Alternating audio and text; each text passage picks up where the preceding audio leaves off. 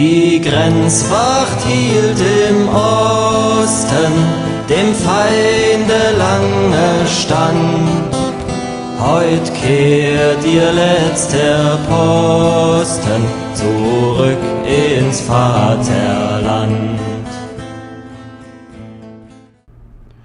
Soul food, soul cap, soul train, soul glow, soul brothers, soul sisters, and soul music. What do all of these have in common? Most will have some quick mental images come into their head based on the aesthetics that they have come to associate with these words. Just 1, 2, 3. Just let your soul glow. Just let it shine through. Just let your soul. However, why are some of these mental images goofy, silly, or most particularly, based entirely on what we see of another race? And also, why is it that we can use these words to elevate entirely external characteristics that have nothing to do with, let's say, the content of one's character? Now, the soul glow may come off entirely as a joke from a comedy movie, but what is the joke exactly? Is it bad style, goofy style, looking like a vain idiot, pretentiously claiming the word soul and applying it to the vanity of one's over-the-top hairstyle? If this is meant to be the joke, then a number of barbershops, hair care, and skincare products have not gotten the memo that their choice of the term soul comes across as goofy. And for us, we should note in a very real sense that if soul just refers to kinky hair or black skin, it seems to be far off the mark in regards to the concept of soul that we should have as our own spiritual people. Really, it makes it seem that for some, there's little more important to celebrate than the darkness of one's skin or the poofy curls of one's hair. Call me crazy, but I think nothing of this has anything to do with soul. For that matter, I mentioned the term soul cap, which is a real brand, and again has to do entirely with hair. As an invention, it's just an extra large swim cap. Amazing. So call it just large swim cap for large hair or something like that. But no, the people who made this cap chose specifically a word with connotations of spiritual specialness. So when you think about it for a bit, the application of the word soul seems like clear linguistic hijacking to celebrate one race above others, above us, even if it's something as petty and vain as the celebration of hair volume. For the older people watching, though, this isn't new. This isn't just wokeness. This was part of your childhood too. Soul brother, soul sisters, and soul train all imply the same. They become racial terms, terms that look down on other races, including our own, of course, as the primary target of these terms, because the implication is that the people with soul are special, are a race of greater emotional or moral depth than those who lack soul. What a disgusting term when you think about it. Though this might sound familiar, I can name at least one other religion which views the souls of people outside of their genetic cluster as lesser. Keep in mind simultaneously that this term soul is not just something that a race came up with. It's a hijacking of a term in English, implying that when the term was hijacked, our conception of soul was taken from our control and left to someone else's control as well. Ask someone in modern times what they think about the term soul. Not what is the soul, but what is soul. With just that little change, it seems easy to disassociate with a deeper spiritual understanding and instead conjure images of a particular race celebrated as a race and asserted as a morally superior people from this word selection and many others that reinforce this idea. For us, though, it especially does not make sense to surrender one of our words, our concepts, to others in general. Soul is an English word. If the modern connotation has been guided towards thoughts of black people, then the question is, why did blacks take the English version of the word soul rather than one of their own? One explanation is that this began in America, and the people coming from Africa had a different conception of many things. Obi, taki ifalik ba? Lana baba si ubi. Kaya bitata. Ayo ta obi. Dito mana. Kondo abala ko ba o ngalu. Kwa kete ko. Now with Babua here, I ask again, what happens when you die? Kumabita 10. Amana kumabita. Bamizo aka kwa haini. Ko mabita amana ko ba o mana. Ko mbito. Kobe kweso mesiwa tumana aseme amana koso ahom ube Tunta kwa aka kwa haini au kwe kwa mabami. koso aka kwa ina mebami wako ishoko ahom obi ko bita bana ko ba sekeme abami wa ima ko bita ina koloko bogo iki abita ba fly atona ba tete atona boko ahom abami atona kweso. Do they believe that they see their ancestors when they die after? Yeah, nubu ya kuko. Indeed, there is evidence that some African languages lack terms to describe the more distant future, and the concept of death is often not our concept of death. In fact, my initial search for the word soul, translated to an African language, brought up the Afrikaans word for soul first, apparently the most important African language. Additional searches, though, found more. On Black Voices News, which is now over 50 years old, I learned that some versions of the African word for soul derive from the Canaanite term Sephiroth, and this article likewise asserted that Canaanites were African. Quite a surprise to assert that, given the biblical connotations of Canaanites as a bad people, a bad tribe, people that God doesn't like.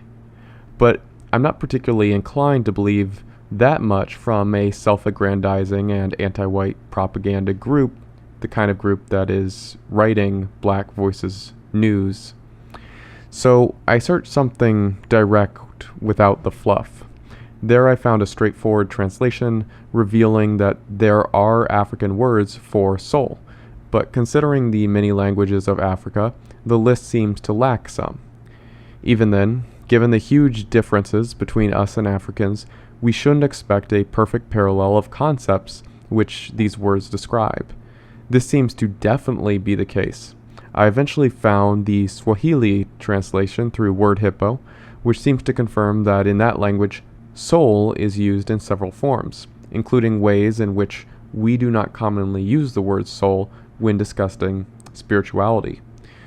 Using this search and choosing Somali as the language instead of Swahili reveals that Somalis also have several words for soul describing a similar variety of conditions, and some words even seem to have similar roots shared with Swahili. The same Word Hippo search reveals these same concepts for the Zulu language, but the sounds are very different from the prior two languages referenced. However, the same search through Word Hippo gave me nothing for soul in Sudanese. Since then, I haven't yet found a translation of soul into Sudanese, and instead just found people singing about or talking about Sudan, the Sudanese, and just using the English word soul instead. This is an area where we are dealing with many unknowns, but it is certainly possible that something similar happened in America. Concept of death or soul was pretty different for African people in America, and it's very possible that they took the word soul and bent it to their own understanding, including all the negative implications that we might see from this understanding. Similarly, the words soul food, applied as it is, comes across as deliberate, and again ties the soul to something more material and racially claimed. While it might make perfect survival sense for people to focus on their own race, and while being able to acquire important resources like food should indeed be a concentration, it seems like there could be more. There could be a drive towards greatness in life. Maybe that's just not in the cards here. I'd segue here, though, to saying that African food does not look like what we now might mistakenly call soul food. The common ingredients of soul food, after all, are animals which mostly had European and American origins.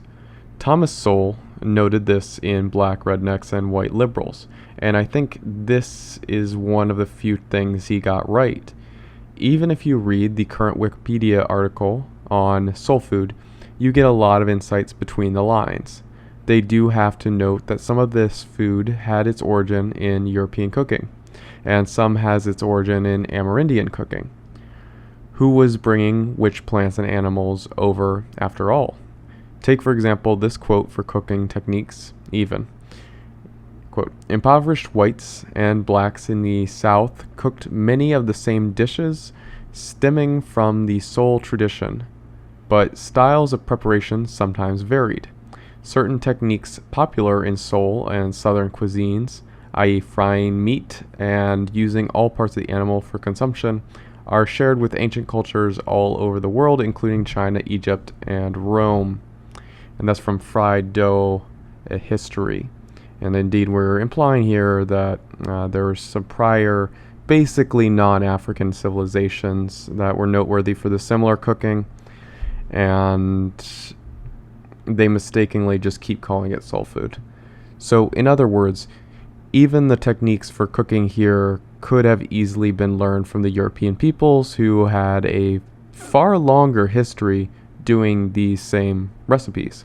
And since they mention this history relating to several of the most famous and dominant civilizations of their time, I know that many could look at the ancient genetics of at least two of those main civilizations and wonder who was cooking what.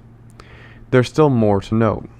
Other examples for food that they offer include cornbread, which, if you follow the link, that started out as an Amerindian recipe, though it was revolutionized by Europeans, especially in modern recipes which rely on baking powder, which was invented by Eben Norton Horsford, a man who believed in Vikings coming to America and created a monument to celebrate Leif Erikson. He also taught chemistry. So this man who revolutionized cornbread and many other recipes we now enjoy can be added to the long list of European men who seem to have been pretty proud of European accomplishments and who himself contributed to such accomplishments. What about other examples of soul food that the page offers? Well, barbecue is also mentioned, and if you click the link, Africa again enters the picture later. Here the method of cooking seemed to be pretty shared by many around the world, roughly speaking, but the new term and the specific barbecuing was noted by Spanish explorers when encountering some Caribbean people especially. Since then, of course, and with origins far before that time, there have been significant regional variations for barbecuing methods and sauces all over the world. This again wanders into some unknown areas, but certainly there are many popular European variations for barbecue, and of course Asian barbecue variations have become very popular as well. That doesn't mean that if you look into it, though, that you'll see barbecue everywhere. But certainly it's just simply claimed as some sort of great accomplishment for black people occupying America. Similar to yet another claim that chitterlings are also an example of soul food on that page. Again, clicking on the link here reveals that it was English cooking. The word there is from Middle English. If you're starting to get the impression that soul food wasn't so much a unique invention as a cultural appropriation in which credit was simply taken simply because a certain race in America enjoyed eating these things a lot, then you would be correct. But let's not miss the political implications of this language control. Again, from the just the Wikipedia entry on soul food, we see how far back US presidents had some shit-lib tendencies. 23rd President Benjamin Harrison terminated the entire French cooking staff to be replaced by a black woman. We also shouldn't be too surprised by that attitude, as Benjamin Harrison joined the Union Army with General Sherman in his fiery and murderous Atlanta campaign. So, given that background, of course, Benjamin Harrison had the mental approach of other liberals. A natural traitor himself, he didn't mind harm to European people. They didn't matter in his mind compared to what he wanted to actually celebrate. He wanted to celebrate the exotic. Similarly, presidents like Lyndon B. Johnson and Franklin Delano Roosevelt had black cooks, and those relationships with these cooks were rather public. Of course, these two men did many anti-white things that led us to our modern day and this especially dark-looking future ahead of us. Simultaneously, consider the application of the term soul food. To go back to the top of the Wikipedia article again, quote, "The term soul food became popular in the 1960s and 1970s in the midst of the Black Power movement. One of the earliest written uses of the term is found in the autobiography of Malcolm X, which was published in 1965. Leroy Jones, Amiri Baraka, published an article entitled Soul Food and was one of the key proponents for establishing the food as a part of the Black American identity." So there you go. It was always thought of as racial aggression. The linguistic trick of soul food, as a term, is to assert black power, specifically while emphasizing black people as apparently people of unique soul qualities. It's a particular assertion that you don't find elsewhere regarding food and many of these other everyday material things that are mentioned in this video. Italian food is simply called Italian food. Irish food is simply called Irish food when we think of it. They both come from a people, a distinct people, and in both cases, these people have many tragic stories, hard times, and a great amount of noteworthy spirit. But no term currently exists to make us think of Irish food and Irish people as morally or spiritually superior. Then from there, I want to conclude with the assertion of soul that makes me dislike this linguistic trick the most of all, because I hear it reinforced the most constantly. This is soul music. I don't want to drag this portion on too long though. I covered some origins of music styles now associated with black people in my video on jazz, and these points still stand for what's called soul music. Simply put, the instruments used and the original compositions that inspired black music did come from European innovations and the expression of who we are through our own art. Then it did subsequently happen that when black people had access to our instruments and some notes along the way, they could then contort the prior European styles into something else. They Africanized it very quickly. As with so much mentioned in this video, it was a change to conform to their own biospirit. And that's part of the reason that their music always seems different. Our music, European styles of music, have many, many, many variations, and we can enjoy them even now. Really, I find that most of our people do still like styles of music that have tons to do with us, including the preeminent artists right now. Rock, metal, and so many distinct variations in metal alone, progressive or prog, folk of so many different types, country, opera, classical, new wave, punk, and post-rock are just a couple of the many genres of music that originated with both our innovation and the music compositions that expressed us. What a joke. What a sick joke to ever imply that Western people are not musical in some way, or less musical in some way. Even today, many of the genres I just listed are still dominated by Western people as musicians. Of course, though, they do that because the art of a people does tend to communicate a lot about that people. It's an expression that I must believe that this is why I see clear racial groupings when it comes to many music fandoms and the resultant crowds that I do see. Consider for a moment how art is perceived through the senses and the mind. Then, because these are all different senses and different mind for different races, then we should assume that the expression of biospirit in creating and appreciating art will typically be different for different races. However, while these genres could be easily claimed as a pride for a racial group, the terms given for these are never racially specific, and they certainly don't have names asserting that our emotions or spirits are more important. Soul music, however, does do exactly that. This clearly illustrates why the control of this word against us is so dangerous. So often I have heard people describe black music as derived from some sort of important emotion. Perhaps they'll say that it's real and look for authenticity defined by how tough and criminal a black musician is in modern times, or for the older especially, the description is focused on something that black people have in their history. Somehow, this is meant to make this music particularly impressive and emotional, therefore soulful.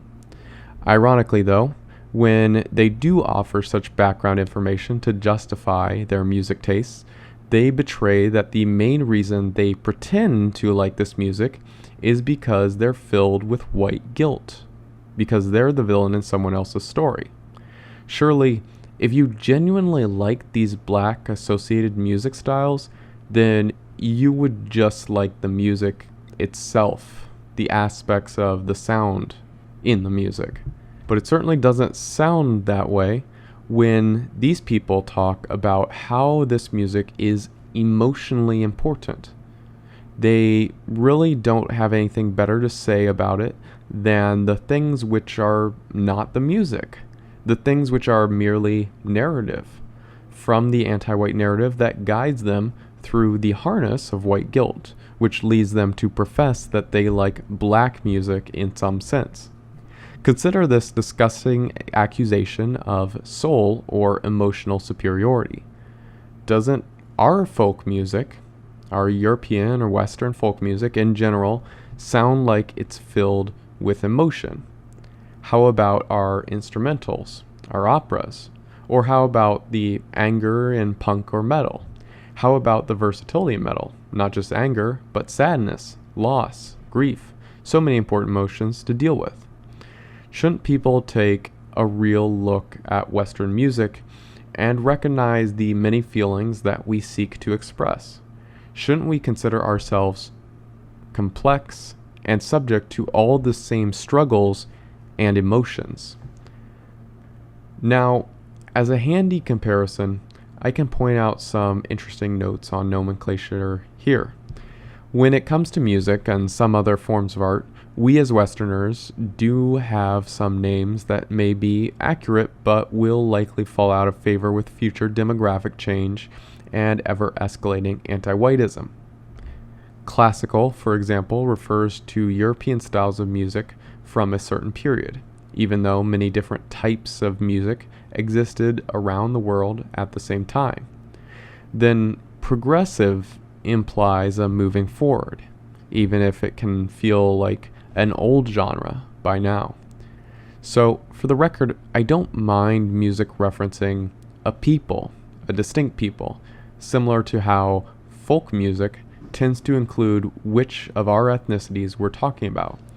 German folk music, for example, you could just call it German folk music, and you can think of that as distinct from, let's say, Irish folk music. I think that distinction between different types of music and the relation of these types of music to the people who created them, well, this is very good. This is very clear, actually, because we can recognize our unity that way. Why not have more terms like this instead of so often trying to universalize our music? Consider, recently enough, I mentioned post-rock. Most people are unfamiliar with that particular genre. It's very instrumental, influenced by some older styles of music in a lot of ways, and I find it to be very emotional personally. Just the emotion that is woven into the music itself, like a classical music piece. So I enjoy it, but one look at the bands in general, and you might notice that this very complex form of music is dominated by Western people. Really, really dominated by Western people. And I mean, there are some East Asian bands thrown in there I can think of, maybe, kind of. Yeah, it's mostly just Western people. But the point still is, why treat this style of music as universal when it doesn't look that universal? However, I certainly don't feel the same biospirit from within African music. I hear someone else's thing, and usually I just have to listen a bit to hear the attack. Really, you're attacking mentally as soon as you assert this music as soul music. Now though, I don't buy your story. I don't think black music is superior at all. I don't think that it's music I would ever particularly want to listen to. I don't think the story about natural black music skills are relevant or even that real. I'd actually have to like the resultant music for it to be real to me. I don't think that it's imbued with special emotions or soul. So my final thoughts, as has been said before, if you have to talk about your success, then you probably aren't successful. So don't just tell me that you have a special soul. I'll decide that from what I see.